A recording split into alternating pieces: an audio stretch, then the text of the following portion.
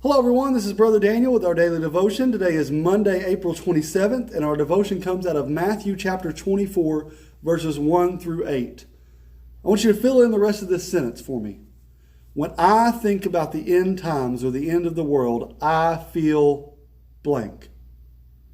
Now many of you may say you feel scared or you feel nervous. Maybe you say you feel ready. Maybe you're excited about being in heaven forever, as you should be. But maybe some of you are young, even teenagers and children who want to grow up. Maybe you're a young parent who wants to watch your children grow up. You want to grow old. Maybe these things bring about some kind of alarm or anxiety in you that doesn't make you fully comfortable with putting all of this that you know as life away and going and spending eternity with God. I want to promise you and assure you that our promise in heaven is greater than any temporary happiness we could have here. But it doesn't still give us a level of fear sometimes when talking about the end times and when talking about the end of the world. And so I want to read this and just hear what Jesus has to say about it. And we're going to have 3 points, 3 talking points as we always do. But I want to draw from this text something that might encourage you to have a greater faith in Christ as we walk towards the day that we will be with Him for all eternity. So Matthew chapter 24, verses 1 through 8 says this. Jesus left the temple and was going away when His disciples came to point out to Him the buildings of the temple. But He answered them, "You see all these, do you not? Truly I say to you, there will not be left here one stone upon another that will not be thrown down." As He said on the Mount of Olives, the disciples came to Him privately, saying, "Tell us, when will these things be? And what will be the sign of your coming? And of the end of the age?" And Jesus answered them, "See that no one leads you astray. For many will come in my name, saying, I am the Christ, and they will lead many astray. And you will hear of wars and rumors of wars. See that you are not alarmed. For this must take place, but the end is not yet. For nation will rise against nation, and kingdom against kingdom, and there will be famines and earthquakes in various places. All these are but the beginning of the birth pains." And so we find the disciples leaving Jerusalem, looking at the beautiful structure of the Temple Mount, and heading to the Mount of Olives, where they would have been given the greatest vantage point of Jerusalem, being able to look out over it and see the city and see how its beauty. And so we find, even in our own lives, this vantage point of God's great creation that He's allowed us to live in and its beauty. And so that leads us to point number 1. God has allowed us to temporarily enjoy His creation. So temporarily being the key word, but we are to enjoy His creation. This time of year always just makes me happy to go outside. The weather's nice. Usually we'd be playing t-ball or baseball or soccer. We're playing out, the kids playing out in the yard. Maybe some of you are hunters or fishers or fishermen. Maybe you like to go hiking. Maybe you just like to sit back and enjoy the sunset. And so the disciples are here looking at all this beautiful creation. They're looking at even what the hands of men had made in building the temple. And they're looking at it as this great proclamation of God's greatness. And that's what we look at creation as. Romans 1 tells us that God has revealed Himself through creation so that all may know who He is.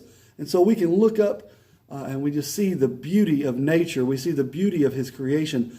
If you've been to the Grand Canyon, or if you've looked upon some of these great wonders of the world that God has made for us to temporarily enjoy and take in.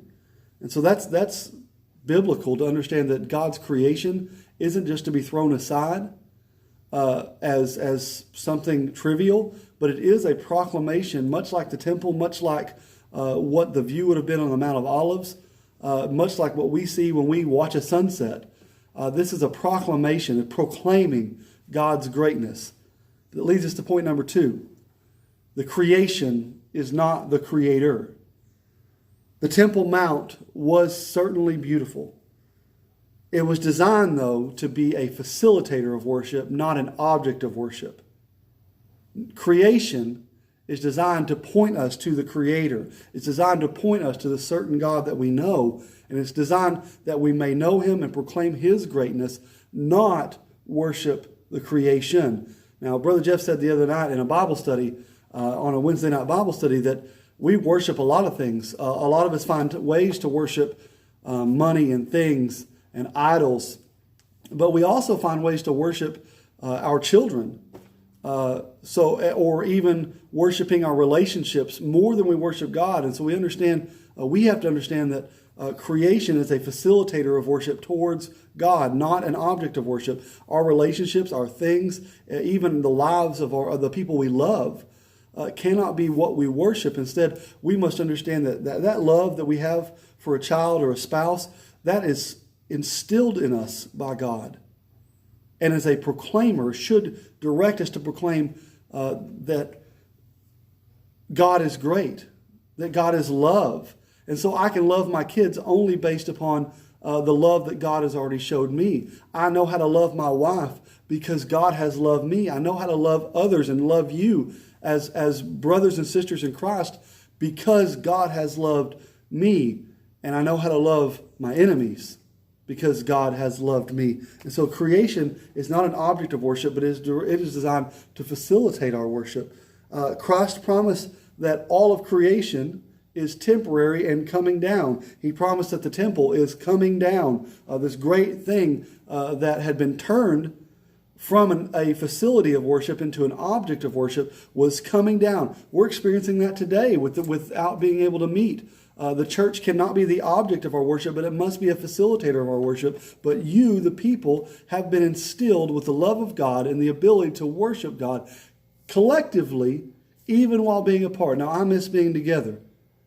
But we have to understand that the creation, you and I and our relationships, this is not our object of worship. This building that we are in is not our object of worship. Instead, it is designed to direct us and point us to the God that we know.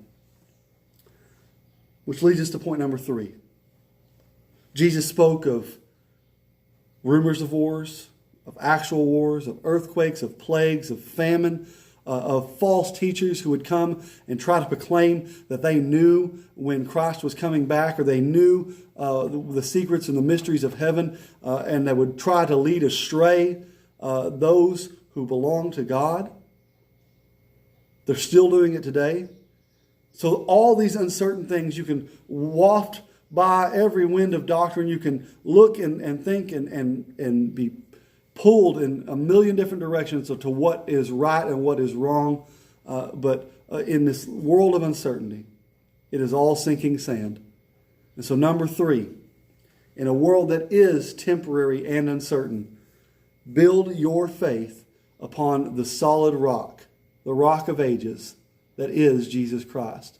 And so we know the hymn, on Christ the solid rock I stand, all other ground is sinking sand. All other ground is sinking sand.